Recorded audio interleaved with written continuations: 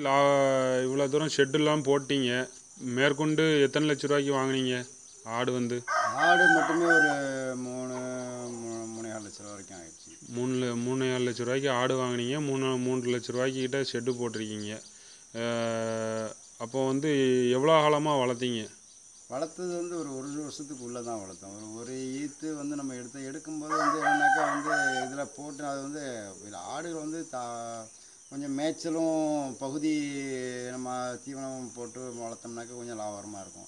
நமக்கு முழு நேரம் வந்து செட்லேயே போட்டு அடைச்சி போட்டு வளர்க்குறது வந்து அதுக்கு முழுமையான தீவனம் அந்தளவுக்கு நம்ம தீவனம் கொடுக்கும்போது தீவனத்தோட காஸ்ட்டெல்லாம் பார்க்கும்போது நமக்கு வந்து இது வந்து லாபகரமாக தெரியும். தீவனம்னா உங்கள் சொந்த வயல் தானே? இப்போ வந்து கோஃபோரு மற்ற புல்லுலாம் போட்டிருக்கீங்க. இது வந்து உங்களுக்கு சொந்த வயல் தான். அப்படிங்கும்போது அதில் வந்து என்ன பிரச்சனை வந்தது? போக வேறு ஏதாவது பிரச்சனைகள் இருக்கா? என்ன ரகம் வளர்த்தீங்க? ரகம் வந்து தலைச்சேரி ரகம் தான் வளர்த்துருந்தோம். ரகம்லாம் நல்ல ரகம் தான். ஆனால் வந்து இப்போ வயலில் வந்து நம்ம சொந்த வயல்லே வந்து தீவனம் போட்டிருந்தாலுமே வந்து அந்த இடத்துக்கு வந்து உள்ள வேல்யூஷன் அது அதில் கிடைக்கக்கூடிய நம்ம வேறு மாற்று பயிர் ஏதாவது போட்டிருந்தோம்னாக்கா அதில் கிடைக்கிற லாபங்கள் மற்றபடி நம்ம அதெல்லாம் கணக்கு பார்க்கும்போது வந்து இந்த தொழிலில் வந்து லாபம் கம்மியாக இருக்குது. இவ்வளோ முதலீடும் போட்டு இதில் உழைப்பும் ஜாஸ்தி, அவ்வளோ உழைப்பும் ஜாஸ்தி. இப்போ நீங்களே பார்த்தீங்க, உங்கள் சொந்த ஆளாக இருந்து ஆள் வைக்காமல் நீங்களே 40 ஆடை வச்சு பார்த்தீங்க. பார்த்ததில் வந்து லாபம் கம்மியாக இருக்குங்கிறீங்க. இப்போ நீங்கள் என்ன சொல்ல வரீங்கன்னா, இப்போ இந்த பக்கத்தில் வாழைலாம் போட்டிருக்கீங்க. இப்போ வாழையில் வரக்கூடிய வருமானத்தை கம்பேர் பண்ணும்போது அந்த வயலில் கோஃபோர் போட்டாச்சுன்னா அதை வந்து நீங்கள் எடுக்க போகும்போது அதுக்கு ஏற்ற ரிட்டர்ன்ஸு லாபம் இல்லைங்கிறீங்க. அப்போது வந்து இதே நேரத்தில் வந்து நம்ம வாழை போட்டிருந்தோன்னா உங்களுக்கு அந்த வாழை போடும்போது உள்ள ரூபா வந்து கூடுதலாக கிடைக்கும், இந்த வருமானத்தோட கூடுதலாக கிடைக்கும்னு சொல்கிறீங்க. இப்போ இதில் ஆடு வளர்த்ததில் நீங்கள் ஏதாவது பிரச்சனைகள்னு சந்திச்சிருக்கீங்களா? அதாவது இப்போ யாராவது இப்போ நீங்கள் ஆல்ரெடி இதுக்கு முன்னாடியே வந்து நீங்கள் ஆடும் வச்சு வளர்த்துருக்கீங்க, வளர்க்காத ஆள்னாலும் பிரச்சனை இல்லை. நீங்கள் ஆல்ரெடி வந்து ஒரு 5 வருஷத்துக்கு முன்னாடி வளர்த்தேன்னு சொன்னீங்க. இப்போ வளர்த்துருக்கீங்க, வளர்த்தவங்க உங்களாலேயே வந்து இந்த மாதிரி ஷெட்டு போட்டு வளர்க்க முடியலன்னு சொல்கிறீங்க. அது வந்து மேற்கொண்டு என்ன காரணம்னு, அதாவது இப்போ இன்வெஸ்ட்மெண்ட்டுக்கு பிரச்சனை இல்லை, நீங்கள் ரூபா போட்டீங்க, 6 லட்ச ரூபா இன்வெஸ்ட் பண்ணிட்டீங்க. அப்போது வந்து லாபம் இல்லைன்னா எந்த இடத்துல லாபம் இல்லை? நீங்கள் வாங்கி விற்க முடியலையா, இல்லை கூடுதல் விலைக்கு கொள்முதல் பண்ணிட்டீங்களா, இல்லை வந்து வேறு என்ன பிரச்சனைகள் வந்தது? இது விலை வந்து மார்க்கெட் ரேட்டு அது வந்து எல்லாமே வந்து 240லேருந்து 250 வரைக்கும் தான் வச்சு கொடுத்தாங்க. அந்த ரேட்டில் தான் நம்ம வந்து கொள்முதல் பண்ணதெல்லாம் எல்லாமே அந்த ரேட்டில் தான். அதில் ஒன்றும் ஜாஸ்தி நமக்கு இதாகலை. மற்றபடி குட்டியோட அதாவது ஆட்டோட வளர்ச்சின்னு பார்க்கும்போது வந்து ரொம்ப கம்மியாக இருக்குது. அவங்க வந்து ஏதாவது நம்ம வந்து ஸ்டடி பண்ண லெவலில் வந்து பார்க்கும்போது என்ன ஒரு 6 மாதத்தில் நம்ம வந்து சேல்ஸுக்கு கொண்டு வந்துடலாம், ஒரு 20 கிலோ தரத்துக்கு வந்துடும் அப்படின்ற மாதிரி சொன்னாங்க. ஆனால் அந்த அளவுக்கு நமக்கு வந்து ஒரு வளர்ச்சி வந்து அதில் வந்து தெரியல, வேகமான வளர்ச்சி வந்து அதில் தெரியல. அதுதான் காரணம். மற்றபடி குட்டி ஈத்து வந்து 2 குட்டி இப்போ 2 குட்டி இனத்தான் செஞ்சுது.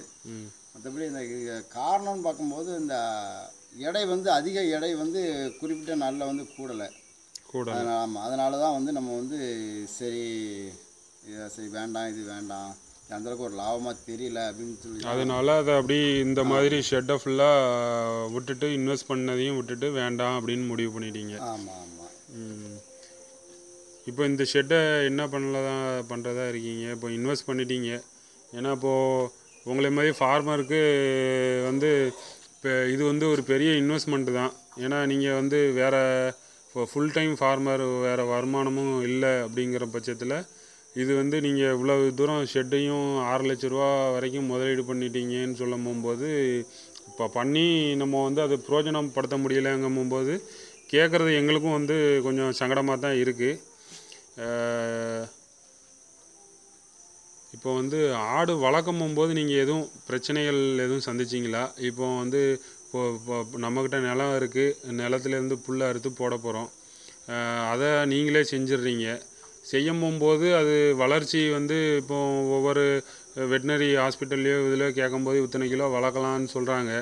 ஆனால் வந்து வளர்க்கலான்னு சொல்லும் போகும்போது நமக்கு வந்து ஃபீல்டில் வந்து வளர்க்க முடியாததுக்கு காரணம் வந்து தீவனம் அதாவது ஊட்டச்சத்துக்கு வந்து சரியாக தீவனம் கொடுக்காது அந்த மாதிரியும் நிறைய உங்கள்கிட்ட பேசும்போது சொன்னீங்க. இப்போ நீங்கள் அதில் எதுவும் உங்களுக்கு காசு எதுவும் கூடுற மாதிரி இருக்குதா? இப்போ வந்து வெறும் புல்லை மட்டும் போட்டால் போதாது, அது போக கலப்பு தீவனம் போடணும்னு சொன்னீங்க. அப்போ நான் அந்த கலப்பு தீவனம்லாம் என்ன ரேட்டாக வருது? இது கம்பேர் பண்ணும்போது இது வந்து கூடுதலாக வருதா இல்லை அது எப்படி வருது? இது பசுந்தீவனத்தை வந்து நம்ம வந்து கோஃபோரு, வேலி மசாலு, அகத்தி 3 விதமான பசுந்தீவனம் தான் வச்சுருந்தோம். அது 3மே சேர்த்து நம்ம வந்து சாப்பரில் போட்டு வெட்டி கட் பண்ணி தான் நம்ம வந்து போட்டோம். போட்டுமே வந்து அதுக்கு தேவையான சத்துக்கள் வந்து கிடைக்கல. அதுக்கு வந்து நம்ம இந்த தவிடு, கோதுமை தவிடு, மற்றபடி புண்ணாக்கு, அப்புறம் அதுக்கு நுண்ணூட்ட சத்துக்கெல்லாம் கொஞ்சம் கொடுத்து தான் நம்ம வந்து வளர்க்க வேண்டியது இருந்தது. அதை பார்க்கும்போது வந்து அதோட காஸ்ட் வந்து ரொம்ப ஜாஸ்தியாகுது. ஒரு ஆட்டுக்கு வந்து நமக்கு வந்து ஒரு நாளைக்கு வந்து 20 ரூபாய்க்கு மேலே செலவாகுது. அதனால் அந்த இதை வந்து நம்ம வந்து தொடர்ச்சியாக வந்து நமக்கு வந்து கொடுக்கறதுக்கு வந்து முடியலை. அது சில நேரம் நம்ம கொடுக்குறோம், சில நேரம் அதை விட்டுருந்தோம். அது வந்து அதோட ஆரோக்கியம் வந்து ரொம்ப பாதிக்குது. பசுந்தீவனத்தில் வந்து நம்ம எதிர்பார்த்த அளவுக்கு உண்டான சத்துக்கள் வந்து அதில் வந்து கிடைக்கல. அதனால் வந்து அடர் தீவனத்தோட காஸ்ட் வந்து ரொம்ப ஜாஸ்தியாக இருக்கனால அதையும் கண்டினியூவாக நம்ம வந்து கொடுக்க முடியாமல் போயிடுது. அதனால் அதோட வளர்ச்சி வந்து பாதிக்குது. அது சரி, இப்போ வளர்ச்சி பாதிக்குது. சத்து குறைபாடுனால நிறைய கரைக்குட்டி போடுது, அதாவது அபாஷன் ஆகுது அப்படின்னு சொல்லி சொன்னீங்க. அப்போது அந்த இது சரிதானா? அப்போ ஆமாம், அது வந்து நமக்கு நமக்கு வளர்த்ததை பார்க்கும்போது பார்த்தீங்கன்னா நமக்கு பிரச்சனைன்னு வந்து அந்த கரைக்குட்டி போட்டது தான். எல்லாமே அந்த குறைஞ்ச நாட்களில் வந்து அதாவது பார்த்து ஒரு 25 நாள் நமக்கு அதில் இருந்து நமக்கு குட்டி போட்டுச்சுனாக்கா அது வந்து நல்லா இருந்திருக்கும். அது வந்து அதுக்கு 20 நாள் முன்ன ஊட்டியே குட்டி போட்டு அது வந்து குட்டி வந்து நமக்கு வந்து கைக்கு சேராமல் அந்த மாதிரி அது வந்து நிறைய இறப்பு சதவீதம் வந்து நிறைய கூடிச்சு. அது சரி, இப்போ நீங்கள் இதில் சந்திக்கிற பிரச்சனைகள் அப்படின்னு சொல்கிறதுல இந்த அபாஷன் ஆகிறது ஒரு பிரச்சனை சொல்கிறீங்க. அப்புறம் வந்து வேறு அந்த தீவனம், மற்ற இது பசுந்தீவனம் போக இது போடுறது, கலப்பு தீவனம் போடுறதும் பிரச்சனை, நிறைய ரூபா ஆகுது அப்படின்னு சொல்லி சொல்கிறீங்க. வளர்க்குற கூலி வந்து கூடிடுது, அப்போ விற்கும் போகும்போது அந்த ரேட்டு வந்து இல்லைங்கிற மாதிரி சொல்கிறீங்க. இந்த அப்படி தானே? நீங்கள் விற்கும் போகும்போது யார்கிட்ட விற்றீங்க? வியாபாரிகிட்ட விற்றீங்களா இல்லை எப்படி? நேரடியாக வந்து வேறு யாரும் வந்து வாங்கினாங்களா? வாங்குறதுக்கு இதை பண்ணி ஸ்டார்ட் பண்ணுறவங்க வந்து கொஞ்சம் வந்து கேட்டுட்டு போனாங்க. ஆனால் வந்து அவங்க வந்து அதுக்கப்புறம் வந்து சேல்ஸுக்கு வந்து அவங்க வந்து வரல. ஆமாம், நம்ம வந்து வெளியே கசாப்பு கடைகளுக்கு தான் கொடுத்தோம். கசாப்பு கடையில் கொடுக்கும்போது நமக்கு வந்து அந்தளவுக்கு வந்து ரேட்டு கிடைக்கல. அது நம்ம சந்தைகளுக்கும் கொண்டு போனோம், சந்தைகளுக்கு கொண்டு போகும்போது சந்தையிலையுமே அந்த ரேட்டு கிடைக்கல. சரி, இப்போ வந்து ரேட்டு கிடைக்கல அப்படின்னா சந்தையில் நீங்கள் தலைச்சேரி ஆடு கொண்டு போனதுனால விற்க முடியல, அப்படி தானே? ஆமாம், தலைச்சேரி ஆடு நீங்கள் கொண்டு போகிறதுனால விற்க முடியல. கசாப்பு கடைக்கு கொடுக்கும் போகும்போது ரொம்ப ரேட்டு வந்து கம்மியாக எடுக்கிறாங்க. அப்போது நம்ம வந்து நீங்களே வந்து அதை ஒரு சனி ஞாயிறுலையோ இல்லை மாதிரி அந்த மாதிரி நீங்கள் மட்டன் போட்டு விற்க முடியுமா? விற்க முடியலையா? நீங்கள் ட்ரை பண்ணீங்களா? ஆமாம், செஞ்சுக்கலாம். அந்த மாதிரி இந்த தொழிலுக்கு வந்தாச்சுனாக்கா வந்து கசாப்பும் சேர்த்து வச்சுருந்தாக்கா கொஞ்சம் லாபகரமாக தான் இருந்திருக்கும். நம்ம இதையும் பார்த்துட்டு அதையும் பார்க்கறதுக்கு உண்டான நமக்கு ஆட்கள் தோது வந்து அந்த நேரத்தில் அமையலை. அதனால் வந்து செய்ய முடியாமல் ஆகிப்போச்சு. சரிங்க நாகூர், நீங்கள் இவ்வளோ நேரம் வந்து விவசாயிகளுக்காக வேண்டி உங்களோட அனுபவத்தை சொன்னது வந்து இன்னுமேல் வரக்கூடியவங்க ஆரம்பிக்கிறது இந்த மாதிரி நீங்கள் செஞ்ச மாதிரியோ இந்த மாதிரி ஒரு தவறுகளை வந்து அவங்க திருத்திக்கிடறதுக்கு வாய்ப்பு இருக்குது. அதனால் வந்து நம்ம வந்து அடுத்த விவசாயிகளுக்காவது அவங்க இந்த மாதிரி சில தவறுகள் செஞ்சு அவங்களோட பணத்தையும் நேரத்தையும் வந்து விரயம் ஆக்காமல் இருக்கிறதுக்காக வேண்டி தான் உங்கள்கிட்ட வந்து இவ்வளவு கஷ்டப்பட்டு எடுத்து இது பண்ண வேண்டியது இருக்குது. அதனால் வந்து நீங்களும் வந்து இதை புரிஞ்சுக்கிட்டு இதுக்கு நீங்கள் வந்து சொன்னது வந்து ரொம்ப மகிழ்ச்சி அளிக்குது. ஓகே, நன்றி.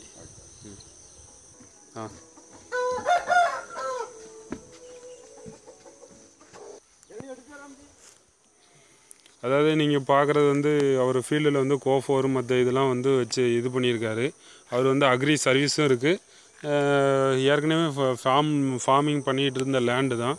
ஸோ பனானாவும் போட்டிருக்காரு. வாழை இது மற்ற இதெல்லாம் வந்து பயிரிட்டிருக்காரு. அது போக வந்து இந்த இடத்துல மாற்றுத் தொழிலாக வந்து சில நேரத்துக்கு வாழைனா காற்றடிச்சிருது, அவர்கிட்ட பேச போகும்போது காற்றடிச்சிருது, இதே மாதிரி நஷ்டம் வந்துடும் அப்படின்ட்டு சில நேரத்துக்கு அந்த எப்போதும் வர்றதில்லை, எப்போமாவது போகும்போது மாற்றுத் தொழில் வேணும்னு நினச்சி அவங்க வந்து இந்த மாதிரி ஷெட்டுகள் அமைத்து வந்து ஆடு வளர்க்கலாம் அப்படிங்கிற, ஏற்கனவே அவர் ஆடு வளர்த்து மேய்ச்சலில் வளர்த்துக்கிட்டு இருந்தார். இப்போ அது வளர்க்கலான்ங்கிற எண்ணத்தில் தான் ரொம்ப நாள் நீண்ட நாள் கனவுன்னு சொன்னார். ஸோ இது வந்து நீண்ட நாளாக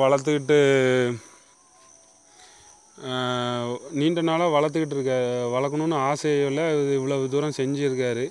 ஒரு 1.5 வருஷத்துக்கு மேலே மேற்கொண்டு வளர்த்து அவருக்கு ரொம்ப வந்து இதில் ரொம்ப லாபகரமாக தெரியலை. அப்படிங்கிறதுனால விற்பனையும் வந்து வியாபாரிகளை நம்பி இருக்க வேண்டி இருக்கும்போது அவங்க வந்து ரொம்ப கம்மியான ரேட்டுக்கு தான் கேட்குறாங்க. அந்த ஒரு சூழ்நிலையில் வந்து அவர் வந்து இது வேண்டாம் அப்படின்னு, இந்த தொழில் வந்து ரொம்ப லாபகரமாக இல்லை அவர் அப்படிங்கிற மாதிரி அவர் வந்து அவரோட கருத்தை வந்து பகிர்ந்திருக்காரு. அதுவும் போக அவர் வந்து எந்த லேபரோ இல்லை, அவரோட சொந்த உழைப்பு தான். உழைப்பு இருந்தும் அவருக்கு லாபம் இல்லை அப்படின்னு சொல்லும் போகும்போது கேட்குறது கொஞ்சம் கஷ்டமாக தான் இருக்குது. இருந்த போதிலும் வந்து இந்த ஆடு தொழிலில் வந்து நம்ம வளர்க்குற பரண்மேல் ஆடு வளர்க்குறது போகும்போது விவசாயிகள் மெயினாக கவனிக்க வேண்டியது என்னென்னா, சந்தைக்கு கொண்டு போனாலும் அந்த தலைச்சேரி ஆடை வந்து இங்கே இது வந்து திருநெல்வேலி மாவட்டம். திருநெல்வேலி மாவட்டத்தில் சந்தைகளில் வந்து அது அதிகமாக விலை போகிறதில்ல. அதனால் இவங்க சந்தைக்கு போயிட்டு 4-5 தடவை கொண்டு போயிட்டு எல்லா தடவையும் ரிட்டர்ன் தான் வந்திருக்காங்க. ஸோ அதனால தான் அவங்க அந்த வியாபாரிகள்கிட்ட ரொம்ப குறைச்சினாலும் பரவாயில்ல அப்படிங்கிற மாதிரி கொடுக்கக்கூடிய சூழ்நிலைக்கு அவங்க வந்து தள்ளப்படுறாங்க. ஸோ அதனால் விவசாயிகள் வந்து இந்த மாதிரி ஆடு வளர்க்கணும் அப்படின்னு நினைக்கிறவங்க அந்தந்த லோக்கலில் இருக்கிற ஆடோ இல்லை அந்த லோக்கலில் இருக்கக்கூடிய ப்ரீட்ஸோ இல்லை அந்த இதில் விற்குமா, நம்ம ஏரியாவில் இது விற்குமா அப்படிங்கிறது எல்லாத்தையும் கன்சிடர் பண்ணி இது வளர்க்கணுன்னு கேட்டுக்கிறேன். இந்த ஃபார்மருக்கு அவருக்கு எல்லா வசதியில் இருந்தும் வந்து அவர் சொந்த உழைப்பில் இருந்தும் அவருக்கு வந்து இந்த மாதிரி பிரச்சனைகள் அவர் சந்திக்கும் போகும்போது இப்போது ஃபார்மர்ஸ் வந்து இப்போ அங்கே உள்ள ப்ரீடோ இல்லை அந்த உள்ள இதையோ வந்து ட்ரை பண்ணி பார்த்தா ஓரளவுக்கு அது எப்படிங்கிறது தெரியும். இருந்தாலும் இவரோட கருத்துக்களை வந்து நம்மக்கிட்ட பகிர்ந்ததுக்கு வந்து இவருக்கும் நன்றி தெரிவிச்சுக்கிறேன். நானும் உங்கள்கிட்ட வந்து விடை பெற்றுறேன். அடுத்த வீடியோவில் நம்ம வந்து சந்திப்போம். ஓகே, நன்றி, வணக்கம்.